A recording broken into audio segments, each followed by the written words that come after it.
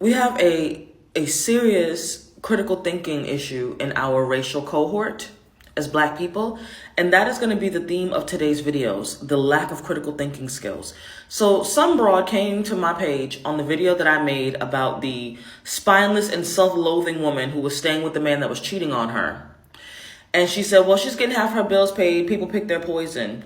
She's not getting half her bills paid. I'm going to tell you that for a fact. I live on an island where the minimum wage is $8 in their currency. That's $4 because it takes 2 of their dollars to equal 1 of ours.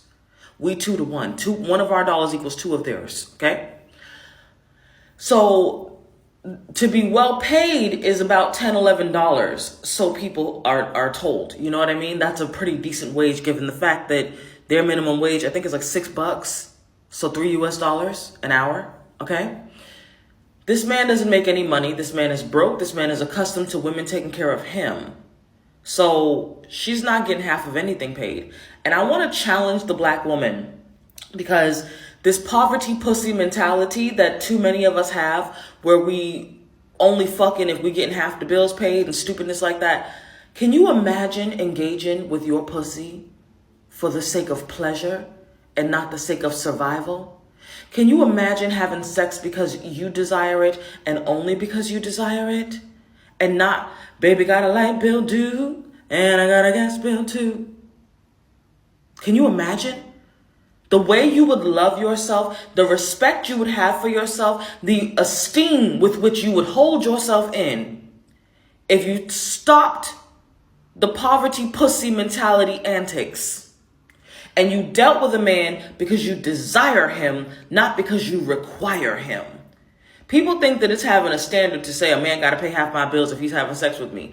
That is poverty pussy mentality.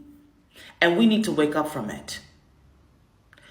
Those of us who are in the rich bitch category, we deal with men for the sake of desire, not because if I don't fuck him, I have to fuck him. Even if I don't really feel like it, I gotta give him some cat, because if I don't, how am I gonna get the bills paid? That is poverty pussy. And so for those of us who have exited the poverty pussy mentality, or who never were there like me, because I've never been like other women in that way. I have never once had the requirement that a man must pay my bills if I'm going to be having sex with him. Because in my mind, I know that essentially is prostitution. And that Black men, of all men especially, resent having to pay for pussy. They have a pimp mentality. You should be giving me money. And that's exactly what this woman is in. She's in a pimp hoe situation. And she's being cheated on by a man who can't even keep his dick up without using one of them long love condoms. Ask me how I know.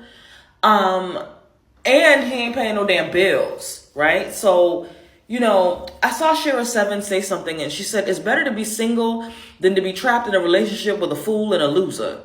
It's time for Black women to get to understand that. These at least he scenarios, it just shows us how cheaply you see your own pussy, your own presence, your own purpose as a woman. Why is it always the least? It's never the most. The woman who really wins in these situations with a cheating ass nigga is not the broad who's got the man. It's the one who got away. Because she sees her worth and her value as greater than tolerating some piece of shit who is broke, who can't afford nothing. He can't be a man on his own. He's basically a son that she gets to fuck. That's not a flex. That's not a win. It's not. Opt out.